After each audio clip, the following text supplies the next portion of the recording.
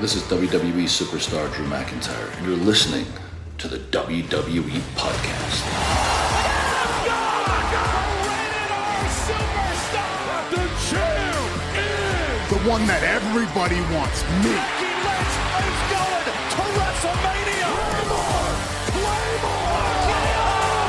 Austin 316 says I just whipped your ass. This is my iron. You're going to acknowledge me. What is going on, everybody, guys and girls? Welcome back to another edition of the SmackDown Review right here on the WWE Podcast, a very special edition of the SmackDown Review. Not only is it a go-home show for the Royal Rumble, but yours truly, the hosts here of the SmackDown Review, the Blue Brand Brawlers, are going to be in attendance at the Royal Rumble. So a little bit of a different style of episode here. Bear with us. We got a long drive ahead of us tomorrow. We got to wake up at the ass crack of dawn, just being completely transparent. The sun will actually not even be up yet whenever we're taking off and on our way, but that's kind of the way that we want it. We want to have a little bit of sunlight ahead of us, to prepare for any unforeseen action or, things that might happen between here and there, but, gonna have a nice, safe trip. But anyways, having said all that, welcome to the SmackDown Review. As always, I am one of the hosts of this show, Michael Ritter. You can find me on Twitter at Michael5Ritter, and also one of the hosts of the Football Function podcast, available on all your podcasting platforms, including Patreon, if you prefer an ad-free experience. Joining me on today's episode, per usual, John Carrasco, my co-host here on the SmackDown Review. You can find him on Twitter at Big Speaker. That's BIGG_speaker. John, how you doing, bud? You excited or what? Oh, yeah, man. I'm definitely ready for this. I can say I'm definitely anxious, I guess you could say, that anxiety is going to start kicking in a little bit. And, yeah, the sleep is not going to be too good, I guess you could say. I'm definitely going to be – it's going to be a hard time to go to sleep. That's going to suck. Yeah, and it's going to suck. I mean, like you said, we have to drive the whole way over there. A good 8 hours, I think we can bust it out. It's just a normal work shift, I guess you could say. But – yeah, man. I'm a lot better, though. I mean, honestly, yeah. I mean, it's one thing to work, like, whenever I went to Atlanta not that long ago, I had to wake up pretty damn early to hit the flight. Mm-hmm. And you have to deal with the airport process, all that nonsense. If anybody's flown as much as I've flown, then it's not everything that it's cracked up to be. You get tired of dealing with that nonsense. So I will say, I'm looking forward to having a little bit of a road trip. Okay.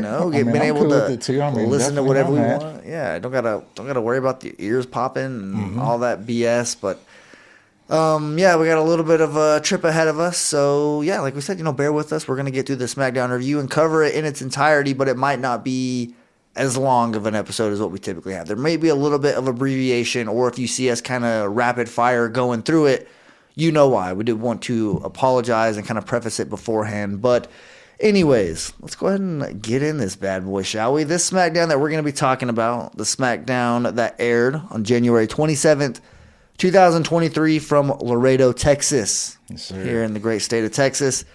And the way this bad boy started was the Bloodline pulling up. In there, was it a Cadillac? I believe it was. They're in that caddy. I recognize the Texas license plate right away, the tags and everything like that. But I knew right then, it got me excited, like, ooh, they're here. They are here. Let's go. But, yeah, the Usos obviously get out with Solo, who is the one who had the scheduled match tonight, which took place in the main event. They're kind of hyping him up, saying the night's all about him. Jey Uso, though, stays behind a little bit, and we see a hooded figure come out from the side of the camera.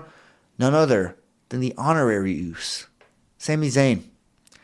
And he pretty much just says, hey, don't worry, I'm not going to enter the show. I'm not going to, go in the show, anything like that. He knows that he was told specifically on Raw 30 not to show up on SmackDown. Pretty much just he didn't want to see his face until the Rumble. We'll get into all that, obviously, during that match and see if Sami Zayn is able to withstand the urge from going inside of that arena there in Laredo. But pretty much that's where we get the first sight of the Bloodline, or any wrestler for that matter, tonight. Then they show a video package catching you up on what happened on the tribal court. Tribal court. Yeah, for Sami Zayn. A little bit of a video package to start it out there. And then we get some in-ring action. Rey Mysterio goes one-on-one with Karrion Kross. We've seen multiple vignettes from Karrion Kross just with masks and having that one card that has like Rey Mysterio's figure on it or whatever. And obviously Rey just can't catch a break. He will be in the Rumble though, right? Yep, he will. Awesome. I wasn't sure if I missed that or if it was announced or anything like that. But the match does take place. Karrion Kross, as you would expect, has that physical advantage, that size where he can somewhat overpower him. But Rey Mysterio, as usual, is able to overcome those disadvantages. Hits the 619. The second one, that is, he isn't able to successfully hit the first one because of Scarlett, but he does walk away with the win, which surprised me a little bit. I'm not going to lie. I thought we were going to get Karrion Kross reigning victorious over Rey Mysterio, but does not happen tonight. What do you think of this match? Well, man, at the beginning of this, I mean, Rey, he kind of looked like he was in good shape. You know, I don't know if it was like the tight black shirt that he was wearing or anything like that, but it looked like he was kind of prepared for this match, you know, given the little injury break that he's been through and everything. But I was kind of disappointed at this match, man. I felt like Rey, I mean, him being the superstar that he is, he kind of like carried it. Karrion Kross felt, I mean, it just seemed like he kind of botched a couple of the things, you know, especially with the 619, like taking the bump and everything. So I felt like it was a little downplayed. I mean, of course, I wouldn't say these first time coming together, but I mean, I'm pretty sure they've been doing their little in-work. They probably, they've been communicating, working like together for sure. So live events. Yeah, I'm pretty sure it's going to smooth out and everything like that because I don't think it's over. But yeah, I just felt like this first time seeing it, it was just kind of bumpy. Yeah. See, I was cool with the show up to this point. And then the very next segment, we start seeing some freaking Raw guys showing up on our show thinking that there's just some type of portal or something you could just come through. No. Are you on this roster? Are you scheduled to be on the show tonight? Hell no. So you take your little U.S. title and you go back to the USA Network. How about that? This is Fox over here, bud. All right? You go. And we give multiple Fox whenever it comes to who steps foot on our show. But anyways, none of that, or no more of that. We'll get back to the topic at hand here, which is Austin Theory coming out. Excuse me. I need to wet my whistle really quickly here. Got a water bottle right here. It'll take me 3 seconds. That was actually pretty funny, though, man, the way you kind of just broke that down. But I agree. And, of course, coming up, we'll get to it, but I'll let you take back that. Yeah, no worries. I was just going to basically talk about Austin Theory coming out and, you know, he impersonates John Cena or mocks him, so to speak, with the champ is here and all that good stuff, and declares that he's going to go to the Royal Rumble and win it as well. And then the New Day comes out. They take several shots as well at Austin Theory, and oh my gosh, I'm trying to think what exactly New Day referenced that I actually thought was pretty funny. It got me. I wish I would have wrote it down in my notes because it was pretty funny. Xavier Woods is actually the one who said it. Was it whenever he was trying to say that the Raw guys were coming over and taking up time? Because yes, a 3-hour show. And he said 2-hour show. Yes, exactly. Yeah. I was going to say I have that written down. I do not have the exact word that he used. I mean, I thought it was like spot on for it though. I mean, but yeah, the way that he just like delivered efficient. that. Yeah, exactly. And then Kofi Kingston, he's over there doing a little side work, you know, kind of saying, you know, we get right to it type stuff. So I was kind of like, okay, I'm kind of giving their word and everything like that. Love it, man. Yeah, I was with that addressing part. the elephant in the room. Mm-hmm. I love that they actually acknowledged it on television. But it didn't stop there. The Miz also comes out, and he pretty much shuts Austin Theory up. He says, I've been in Royal Rumbles since before you hit puberty. And Theory says, doesn't that just mean you're old? And Miz just turns it on him beautifully. Older, wiser, smarter than you'll ever be. The Royal Rumble is the only thing I don't have on my resume. He was a Grand Slam champion, maybe actually a 2-time Grand Slam champion. Just never won the Rumble, which is hard to do, man. The Royal Rumble, that's not... You don't luck into a Royal Rumble win. You know, you can cash in the Money in the Bank and become a WWE champion.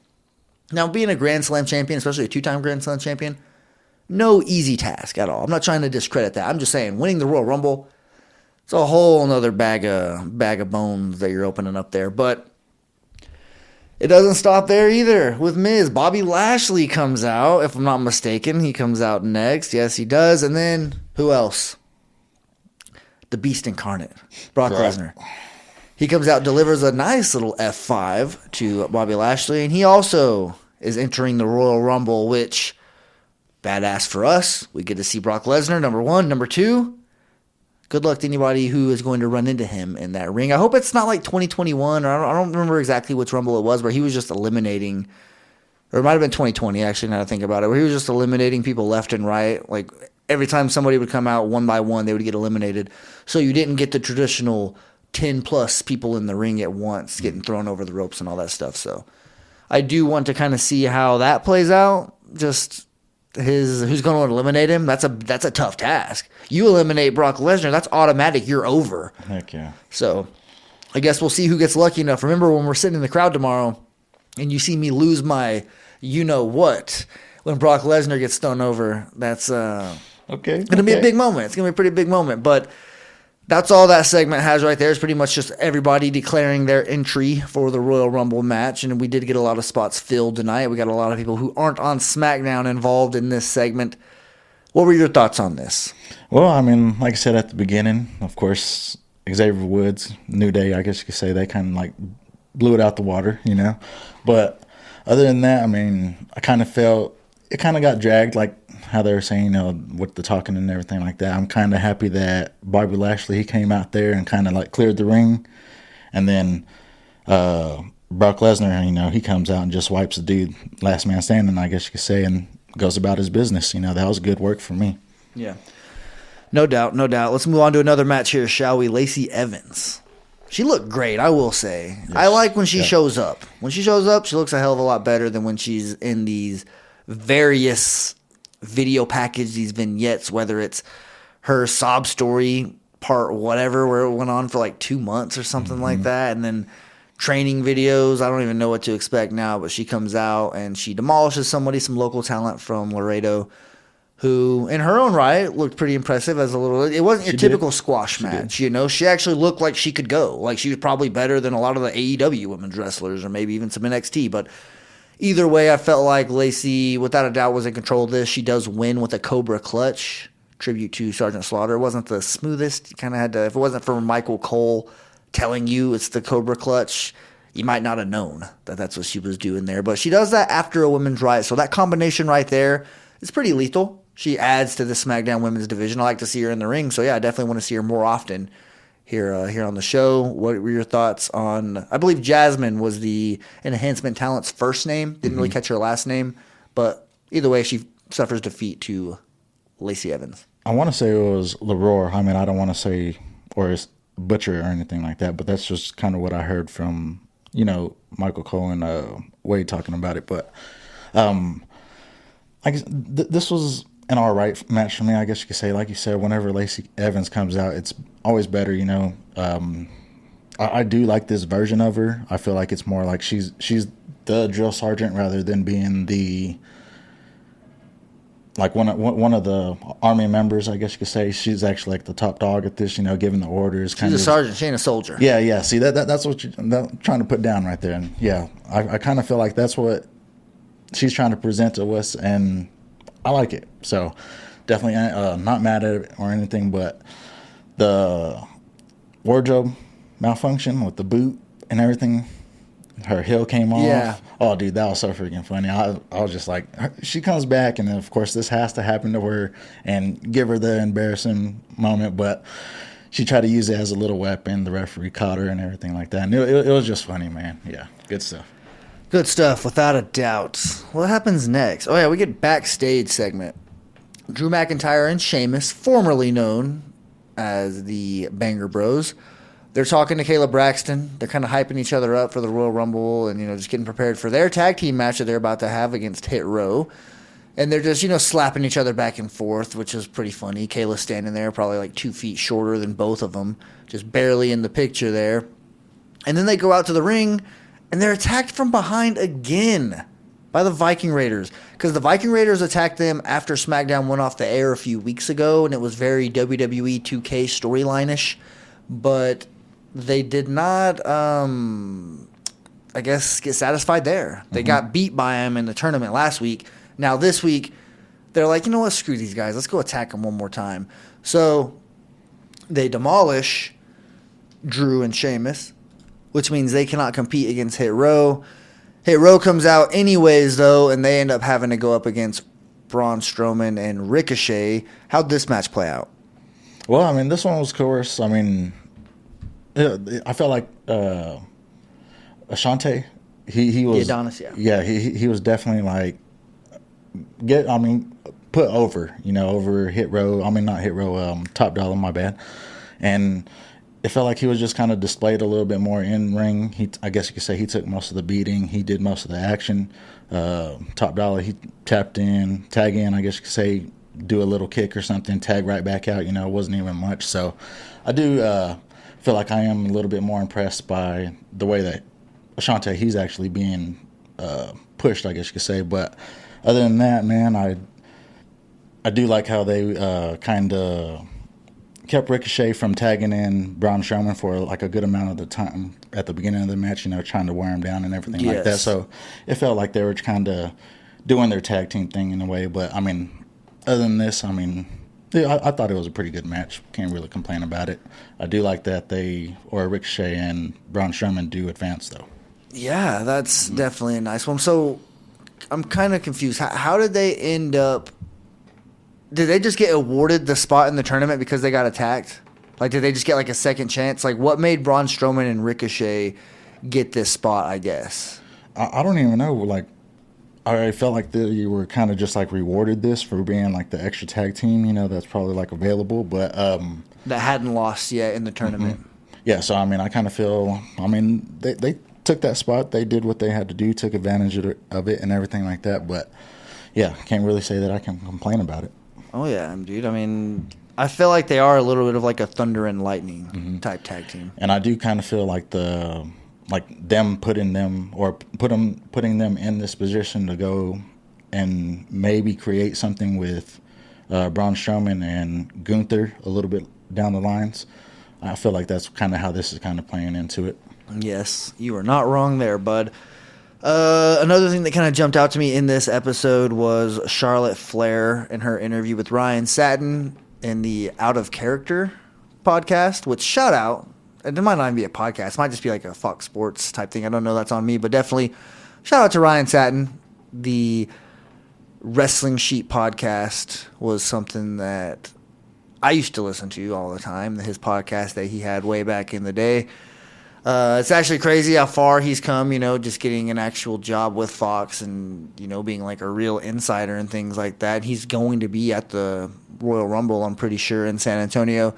But to see him actually on SmackDown was pretty cool. His interview with Charlotte did get interrupted because of Sonya Deville for whatever reason. I just wish Charlotte would just stand up and drop her already, dude. Like, seriously, it's to that point where I'm just like, why are you giving her? She's like Patrick Beverly. Like, that's who I think Sonya Deville is. Just constantly nagging and nagging and nagging. Comparison. Where if you just look at her for what it is, like, yeah, you're a good wrestler. You have some credibility.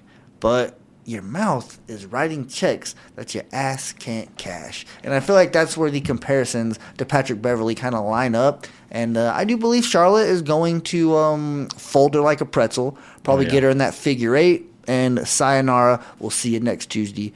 What's your thought on this little interaction here? Well, I mean, I'm kind of just glad that because even Charlotte says it, her being persistent, the persistency. Yeah, you got to give it to her, Yeah, paid off, So, I mean, she basically said what she wanted to do and she went and got it, So, I mean, I can't really be mad at that. She took the right approach for it, and I do agree she is going to get the crap beat out of her, but, just give her some kudos. Yeah, she's going to get pounded for sure. Knuckle sandwich, no doubt. But let's see.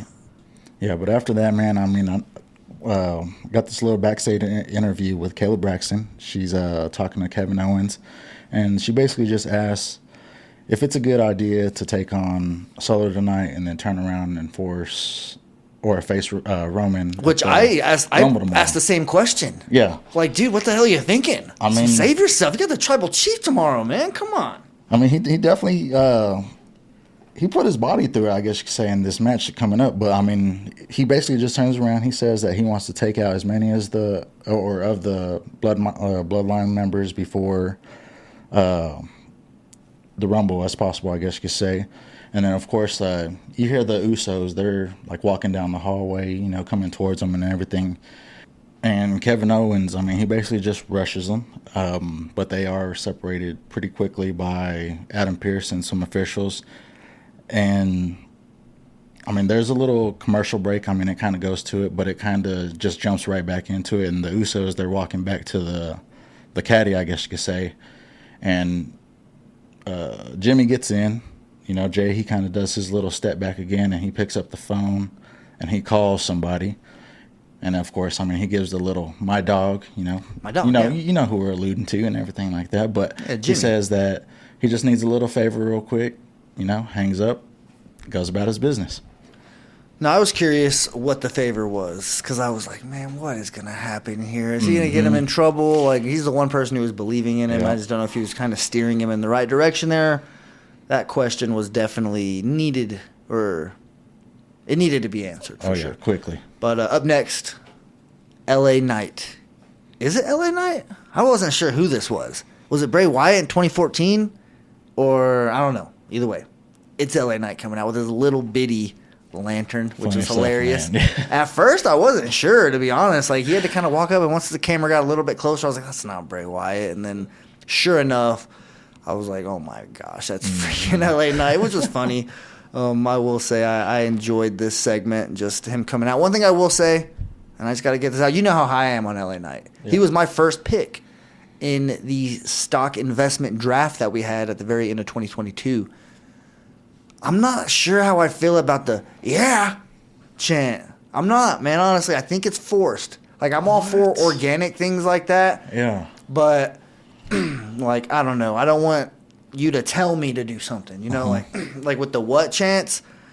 I feel like those came extremely organic, and in a way, this is kind of like LA Knight trying to have his own thing, which is cool. I respect it, but it's like it's not the yes chant, you know, where people do it organically in certain moments. You know when it's time to do a yes chant, you know. With this, I'm just like, I don't know. It's still new. I'm not saying I'm completely shutting the door out on it. I don't know how I feel about it yet. Because just at first I thought it was kind of funny, but now I'm like, I don't know. You know, I don't really know. I need to see it, I guess, a little bit more. But like I said, at first it was kind of, you know, making me giggle a little bit. Now I'm kind of like, what the hell's going on? Another thing, and I'm not, just while we're at it, because Raw 30 is where I initially had these thoughts, because I watched Raw 30. I had to watch the Raw leading up to the Royal Rumble, just credibility-wise. I needed to do it to know what was going on. And dude, I gotta say it, man. I'm not trying to, you know, ruffle any feathers. But I think the DX shtick is a little old. Like, seriously. Like, for what it is, like, I can't help but, like, see them come out. Like, it's one thing if they're young doing it, you know? Or if they're just being who they are, which is old men, old retired wrestlers, coming out as who they are and being normal, just appreciating, yeah, we were in DX. But when they come out and they try to act like they acted in the late 90s, which is just, you know, ooh, you know, laugh at this, laugh at that, like Road Dogg and all that, I'm just like, oh my gosh, dude, like, it's embarrassing almost. Like, it really is. I'm just calling it what it is. I know people are going to agree with me. Not everybody is. Some people might. But as somebody who really enjoyed DX for, like, the actual iteration of DX, like, I don't know, just seeing it. I understand why they do it. It's a 30th anniversary and all that good stuff, but just something about seeing a bunch of 55-year-olds coming out and acting like it's 1997, just something doesn't sit right with me. But, you know, hey, it's not a time for negativity or anything like that. It is a time to rejoice and be happy here with the WWE Universe. But I just had to kind of point that out because, I mean, we're probably not going to see DX till, who knows, Raw 35 or whatever, maybe at a Hall of Fame ceremony or something like that. But just something about watching it at Raw 30, I had to get that out get that out into the interwaves, I guess. No worries though, man. But I do feel like, just jumping back to the LA Knight thing, man. Go ahead, yeah, bring us back, reel us in. I do like the yeah thing. You know, I kind of feel I wouldn't say like how you say organically, but of course, you know when it's coming from him, you know. And then the only con that I have about it is whenever he's doing them, and then the crowd goes with him. And he tells him to shut up. And he tells him, I'm like, bro, what the heck? I mean, I understand that's you're what the he heel wants. and everything. He wants you to think he doesn't like it. Right, yeah. So you'll do it more, and it'll get over. And he's like, oh, there we go. My thing is starting to catch on. Exactly. See, I'm with See, it. I respect it. That's how I am. You know, that I'm on that side of it. You know, where I'm expecting to freaking say it whenever you say it type stuff, you know? I mean, I don't care if you tell me to shut up or anything like that. I'm going to say it again after you say that. I don't know. I can't wait for that tomorrow for yeah, sure. seeing it in person is probably going to be cool. And that match in general is going to be very cool as well. I can't wait for that one. But yeah, I mean, yeah, you can keep on going. No worries. Bray Wyatt does come out. He's like sitting. Is he sitting at the top of the ramp? I couldn't really tell. Yeah, like, on the stage, I believe. He just tells him that the person he's been waiting for, he's about to meet him. He's about to get a chance to see who I thought he was referring to, Uncle Howdy. Maybe The Fiend, I don't know. I've heard that The Fiend is dead. That's kind of something that was tossed around the internet, or I might have seen it somewhere, stumbled upon it. I don't really know. But what did you get from that? Like, do you think he's talking about Uncle Howdy or just himself? Like, you're going to see, like, you want Bray Wyatt, you're going to get Bray Wyatt. Well, I mean, I don't know about what you've seen on the Fiend thing, but I mean, I'm definitely still hanging on to. Hopefully, we get to see that, you know. So I mean, hopefully, yeah, that's who he's bringing out, or saying that LA Knight is going to be bringing out. So I mean, I'm sticking to that side of it for sure. Up next, we get a tag team tournament match, Legado del Fantasma versus Imperium. This is a damn good match. Like, it really was. Just from start to finish, I feel like they really brought their A-game. Legado del Fantasma, for some reason, really reminded me of Los Guerreros in this match. And I think it might have been Joaquin, one of them. I don't know what his last name is. Wild. Something like that. I don't know. Yeah, I don't want to butcher it. I've already butchered so many Joaquin things. Wild and Cruz del Toro. Okay, there we go. Yeah, you got me here. That's why we got two people here on the show. But he reminded me of Chavo Guerrero. That was the main thing that kind of jumped out to me. But and this is Joaquin, right? Yes. Okay, got you. That's not enough, though. Imperium does get the win here, and they advance, which is, I guess it makes sense. They're the team that is hotter right now. They have their feet more underneath them, whereas Legado del Fantasma is still trying to find themselves. We had a little chat in the Discord because DJ Kuzmo asked if I think that they're ever going to get over on SmackDown, Legado del Fantasma, and I truly believe that they could. Like, the potential is there. If all of them stay together, you don't want to see them get split up. But they are a faction that does seem to have some stability. Like, I really do think that Zelina Vega, she is a star of that group. She needs more time. Like, she'll go weeks without even hearing from her. She'll just come out and you see her, but give her some more mic time. Like, we're not talking about being a guest on commentary either. We're talking about let her cut some promos, some video packages backstage where she's being interviewed by Kayla Braxton or something like that. So them being eliminated in this tournament doesn't bode well for their immediate future on the show, but in terms of, big picture, I think that, they could definitely get a push. Just if it's not Santos Escobar, who's in the Royal Rumble, he can represent tomorrow by having a phenomenal performance there. But Legado del Fantasma as a tag team, I think, maybe towards the summer or something like that. Once the tag teams aren't just on lockdown on the Uso Penitentiary, then maybe we'll talk more about teams, elevating and having a shot there. But, like I said, Imperium does get the win, and I think they're going to be in the championship, right? Or okay, with Braun Strowman and Ricochet. Okay. So the winner of those two teams will go on to take on the Usos for the SmackDown Tag Team Championships.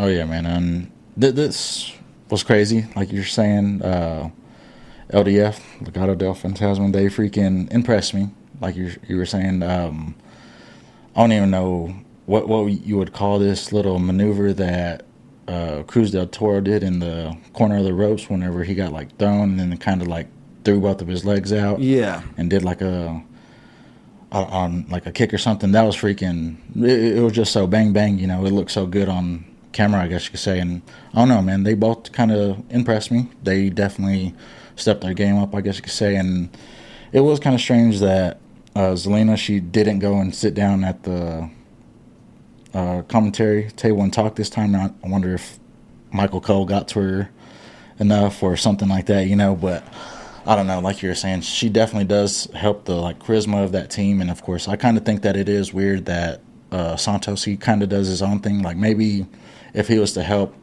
in the tag team situation, kind of help put them over just a little bit, rather than like you were saying, them keep or to continue getting these losses, and just kind of pushing them to the side, I guess you could say, because whenever I see the team, that's who I think of is Santos and Zelina Vega, and of course, like I said, Joaquin and Cruz, they impressed me, but yeah, I just see the face. Santos is leaning on that side. Yeah, I feel you. I do. Let's see. Main event time. Kevin Owens versus Solo Sikoa. This one just had all of the making of an absolute slobber knocker. Like, if JR was still on commentary, he would have loved calling this match just with these two guys going at it. It didn't end smooth. There was a little bit of a sloppy finish there. But before we get to the end, I will say I wanted to point out Kevin Owens, he does a better frog splash than Sasha Banks. Okay. Yes, he does, man. He is a very athletic big man in the wrestling industry. And not only that, but just the things that he can do, he is very well positioned to challenge Roman Reigns tomorrow night. We'll see if he can get the job done. I doubt it, obviously. The Royal Rumble, you really think he's going to lose to Kevin Owens? Probably not, but still, you can get excited. Kevin Owens is somebody who, without a doubt, has credibility behind him, legitimacy. He has the fans. He's over. I'm all in on KO, man. He does, I guess, lose this match technically by DQ because Sami Zayn shows his face. Like we said, that must have been that favor you were referring to. He pulls Solo Sikoa out of the ring. We didn't hear a bell ring or anything like that. So I was like, what the hell? Where's the referee at? Is he taking a nap? Like, where is the stoppage here? He accidentally, Sami Zayn, takes a super kick to the face. You know all about that. And that's pretty much the end of Sami Zayn currently at the moment. But Kevin Owens doesn't stop there, puts Solo Sikoa through a table, or tries to. Power bombs him on the table. Doesn't really go down, does it? It doesn't collapse, does it? No, it doesn't. Tables are getting a little bit stronger.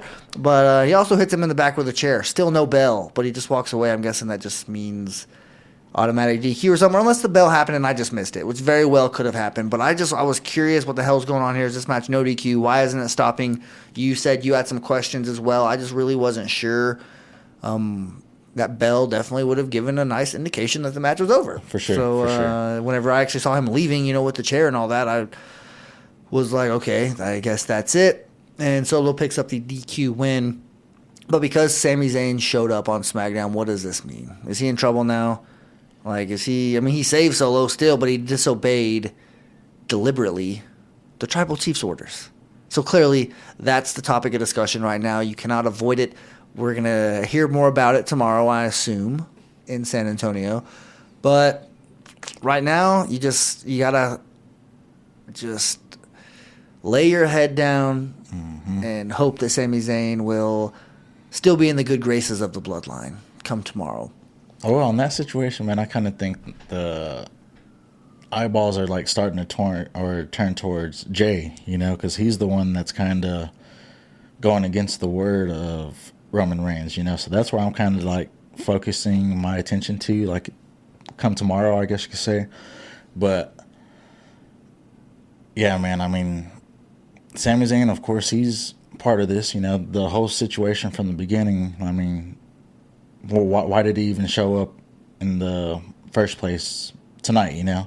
That's where the question, back question is. Yeah, at the very beginning of the show. Yeah, I mean, of course, you're kind of just like, well, I mean, we know that he's not supposed to be around. Of course, Jay even tells him and stuff like that. So it's kind of just, I don't know where this is going to kind of lead. But then again, like I said, I do have most of my attention on the Jay situation, just because I feel like, I don't know, he's just going against him, Yeah. But other than that, man, I'm freaking ready for tomorrow. I can't really say what to expect and everything, but yeah, definitely ready to see what the heck happens. I'm ready for tomorrow too, man. I do apologize. Typically on a go home show, we have preview and predict, or we have a prediction. We'll give you our prediction for the show. So we don't have that right now, but I do want to get your Rumble winner predictions. And it's tough, just because I'm following the news and everything like that, and you kind of just like, oh, okay, you're just going with what the majority thinks and stuff. So, I mean, of course, if I was to have a dark horse in the men's, what are you thinking?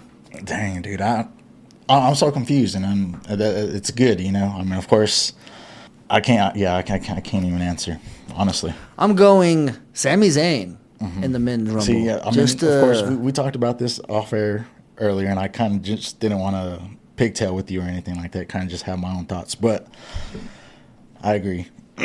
Sami Zayn could. That's a good person to. Rhea Ripley for the women. Rhea Ripley for the women, for sure. So we're on the same page, both, huh? Well, like I said, I didn't want to go with that answer, just because we talked about it. But hey, if that's what you think, that's what you think, man. Yeah, for sure. I mean, if there was Cody Rhodes, obviously a possibility for the men. See that for the for sure answer, Cody Rhodes is winning this. See, with the women, like you really don't know. Rhea Ripley seems like the only logical winner. Maybe Raquel, yeah, possible, but still, I think it's going to be Rhea for sure. But that does do it for us here on the SmackDown review. We are going to try to get as much sleep as possible before we hit the road and, try to have a nice time there at the Royal Rumble in San Antonio, Texas. Definitely going to be a good time. If you're a wrestling fan, you know how badass the Royal Rumble is and how much you enjoy watching it every year. Truly is one of the best shows in the entire year. So, look for us. I doubt you'll be able to see us, but you never know. They might show us here and there in the crowd. We'll try to make some crazy reactions intentionally just to get the camera to, come over to us. But other than that, hope you guys all enjoy the pay-per-view tomorrow. Have a damn good weekend. Be safe. Walk passionately in the direction of your dreams, and we'll talk to you soon. Thanks for listening to the WWE Podcast. Don't forget to subscribe on your favorite podcast app so you don't miss a show, or head to WWEpodcast.com. And for all of these shows ad-free, head over to patreon.com/WWE Podcast. Until then, we'll see you next time.